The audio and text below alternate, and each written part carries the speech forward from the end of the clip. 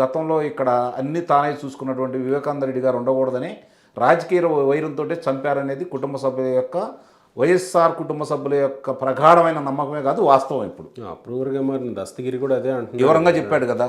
గల్లీ గల్లీ తిరుగుతూ ఉంది, ఆమె ఢిల్లీలో కూర్చొని మాట్లాడుతూ ఉంది. ఇద్దరు కూడా ఏ కౌరు పెట్టమే వాళ్ళ ఉద్దేశం చాలా స్పష్టంగా చెబుతానే ఉన్నారు.